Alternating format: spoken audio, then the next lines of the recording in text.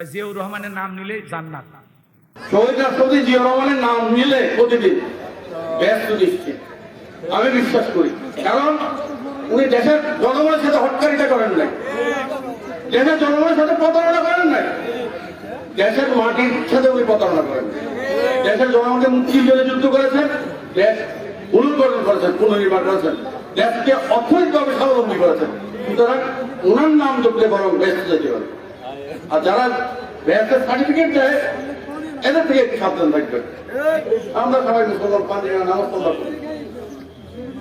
এই দেশে এরকম পাম্পট্টি দেওয়া কিছু নেতা আছে। হযরত হাসিনা কইছে, কিছু কিছু ভাইয়েরা অতি আবেগে বের হয়েছে, জিয়াউর রহমানের নাম নিলেই জান্নাত, জিয়াউর রহমানের নাম নিলেই জান্নাত।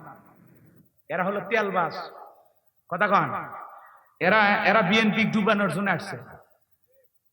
এত তেল তো দেওয়া লাগবে না। জিয়াউর রহমানের নাম নিতে মানুষ কি বলে? শহীদ প্রেসিডেন্ট জিয়াউর রহমান। ওটা বগুড়ার পোলা, তোর প্রশংসা করা লাগবি না, খবরদার, ভালো হয়ে যা তোরা। আলতু ফালতু নেতা কোথা থেকে আসবে? এই যে ভাই আমার বলল সৌদি আরবে উনি নিমের গাছ লাগাইছে, কি কথা সত্য না মিথ্যা? উনি মাত্র কিছু গাছ লাগাইছে, এই গাছের ওসিলা করে ওই মরুভূমিতে এখন হাজার হাজার গাছ শুরু করছে কে? জিয়াউর রহমান। কথা বলে তো উনি ভালো কিছু করছে তো দেশের জন্য, এই জন্য মানুষ বলে না। সেরা গেঞ্জি পরে খাল কাটিছে, ভাঙ্গা সুটকে নিয়ে ঘুরছে। এদেশে মানুষ কথা বলার স্বাধীনতা দিয়ে গণতন্ত্র প্রতিষ্ঠিত করছে, কথা বলে না কেন? তো ওনার জন্য দোয়া থাকবে। আপনারা কারা যে বলেন জিয়াউর রহমান নাম নিলে উজু করা লাগবে? কি আপনার কোন দেশ থেকে আসছে? এগুলো কথা বলে একটা নেতার সম্মান বাড়ে না কম? বলেন ভাই, এরা কি আসলে তাকে ভালোবেসে এগুলো বলতেছে? এই জন্য ওই সমস্ত নেতাদেরকে আমরা বলবো ভালো হয়ে যায়, প্রশংসা করলে প্রশংসার মতো করেন। ওনার হাজারো ভালো কাজ আছে, সেগুলো নিয়ে বলেন যে উনি এই কাজগুলো করেছিলেন, আমরা আগামীতে এই কাজ করতে চাই। আপনি আসে এটা বক্তব্যের আগা নেই গোড়া নেই, এখন থেকে নাম নিলে উজু করালে, এ কথা কন নাকি আপনারা? কে ভাই, এগুলো কি বলা ঠিক? কোনো মতেই ঠিক না। যার নামে বলতেছে ওনারা জীবিত থাকলেও বলতেছে না, এগুলো ফালতু বক্তব্য, কথা কন নাকি আপনারা? কারণ যে যত তেল মারে প্রাণ দেয় তার লক্ষণ খারাপ, কারণ অতি ভক্তি চুরির লক্ষণ। কথা বোঝা যায়? অত বেশি ভক্তি দেখান লাগবে না, চুপচাপ থাকো তোমরা, সময় আসবে মানুষ মানুষের কাজ করবে। কথা কয় না? কথা কয় না? তুমি তোমার দায়িত্ব পালন করো। বঙ্গবন্ধুকে অনেকে একেবারে জাতির পিতে বেনে দিছে। কি হলো ভাই? ভাস্কর্য বানাইছে 4,500 কোটি টাকা দিয়ে, কি হয়েছে? মানুষ ওই মাথার উপর চড়ে পেশাব করছে, এতে তার সম্মান বাড়ছে? ওই টাকাগুলো দিয়ে যদি মসজিদ মাদ্রাসা বানাইতো, দুঃখী মানুষকে খাইতে দিত, তাহলে কবরে শুয়ে থেকে ওনার বাপ সব পাইত। আর না বানে ভাস্কর্য মনে মনে। আল্লাহ হেদায়েত দান করুক, জোরে বলেন আমিন। আর পবিত্র জায়গা সংসদ, যেখানে মানুষের দুঃখ দুর্দশার কথা, দেশের উন্নয়নের কথা, এদেশের মানুষের কষ্টের কথা তুলে ধরা লাগবে, সেই সংসদে যা মমতাজ গান গাইতে, শাহজালালের পুণ্যভূমিতে মুসলমানের কোটি কোটি টাকার ট্যাক্স, মানে ট্যাক্সের টাকা দিয়ে যে সংসদ চলে, আর সেই সংসদে গান হয় হাসিনার নামে। এ কথা কন নাকি আপনারা? এখন মমতাজ কই? কট খায় ভিতরে, নতুন গান রিলিজ হচ্ছে না, জেলখানা থেকে বের হয়ে আসবে।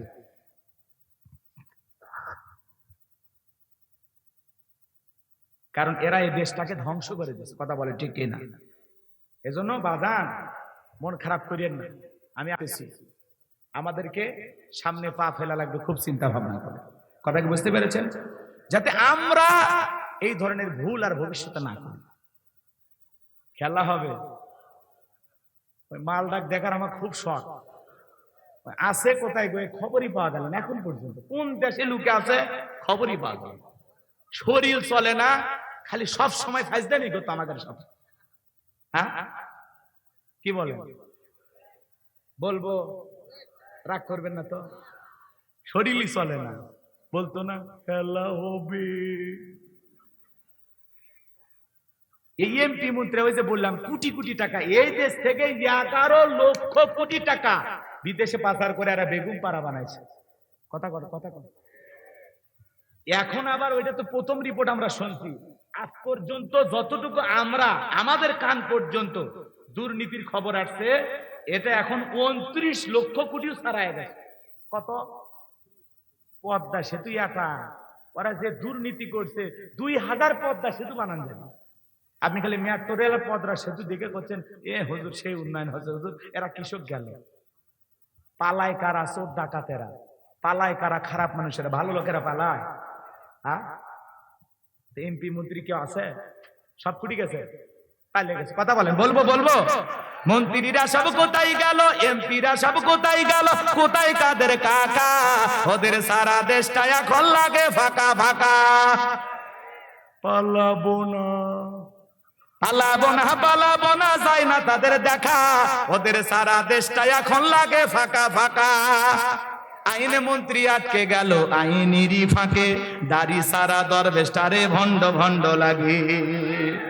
কথা কন, দাড়ি কাটে নৌকে চড়ে পালাচ্ছে, ওরা জীবন দিছে তাও নৌকে সারে নিতে। কথা কন, কথা কন। দাড়ি সারা দরবেশটারে ভণ্ড ভণ্ড লাগে। পলকের ঝলক গেল, পলকের ঝলক গেল, থামিয়ে নেটের চাকা, ওদের সারা দেশটা এখন লাগে ফাঁকা ফাঁকা। কোথায় গেল সংসদেতে মমতাজের গান, কোথায় গেল হযরত বলা স্বামী মুসলমান? 70 রাকাত তাহাজ্জুদ পড়তো, বিরাট বড় আল্লাহর ওলি ছিল। 5 আগস্টে ভাগ্যে কি আছে? আল্লাহর ওলির কাছে খবর ছিল না। কথা কন, কথা কন। আমরা এই দেশের কল্যাণ চাই, ভালো চাই, দেশের শান্তি চাই। আজকে দেখেন ময়মনসিংহে একটা ডোম লাশ কাটা ঘরে একজন তরুণীকে ধর্ষণ করছে। একটা তরুণী মারা গেছে, তাকে একজন মৃত লাশ, এদেশে একটা লাশেরও নিরাপত্তা নেই। কথা কয় না, কথা কয় না। একটা তরুণী মারা গেছে, মরার আগে লিখে গেছে চিঠি, একটা চিঠি লিখে গেছে, আমার কবরটা যত্ন করে তোমরা আমার কবরটা দিবা, চতুর্দিক দিয়ে একটু বাঁশের বেড়া দিবা, যাতে শিয়াল কুকুর আমার কবরে না প্রবেশ করে। যেই বোনটা এই কথা বলে আত্মহত্যা করে মারা গেছে, এমনি তো জাহান্নামে গেছে। আবার দেখেন ওই যে কথা আছে মরার উপর খাড়ার ঘাট, মেয়েটা তো একটা বিপদে পড়ে মারাই গেছে, আল্লাহ তারে মাফ করে দিক।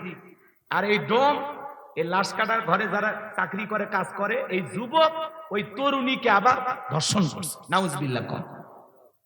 একটা মৃত লাশের সাথে বিকৃতি যৌনচার। এর আগেও কয়েকবার এই ঘটনাগুলো আমরা শুনেছি, কয়েকবার। কি বিচার করে যে আল্লাহ জানে, যে আবার এই ধরনের একটা মৃত লাশের সাথে, একটা মৃত লাশের গ্যারান্টি দিতে পারি না আমরা। কি দেশ পাইলাম, একটা মৃত লাশেরও নিরাপত্তা নাই। ওই বোন যদি জানতো যে আমার মরার পরে এই কষ্ট হবে, আমার সাথে এই আচরণ হবে, ওই বোন মনে হয় ভুলে আর ফাঁসি দিত না। ও বলতো বাবারে মরে গেলে আমার সাথে এই হবে, ও ভয়ে মরতই না। কথা কন ঠিক কিনা? তাহলে আমরা বলতে চাই, যেই কুলাঙ্গার, যেই বেয়াদব, যেই নর্দমার কীট এই জঘন্য কাজ করেছে, আমরা অল্প দিনের মধ্যে তার ফাঁসি দেখতে চাই। অপরাধ প্রমাণিত হয়েছে, জেলখানা তো ভাত দিয়ে পালে লাভ আছে, ফাঁসি দেন। কথা কয় না কেন? আর না হলে আমাকে হাতে ছাড়িয়ে দেন, আর কোনো কিছু খুঁজে পাবে না। কথা কন ঠিক কিনা? মানা যায় একটা লাশকে ধর্ষণ করবে, এটা মানা যায়? নাউজুবিল্লাহ জোরে কর, একটু নাউজুবিল্লাহ জোরে কর।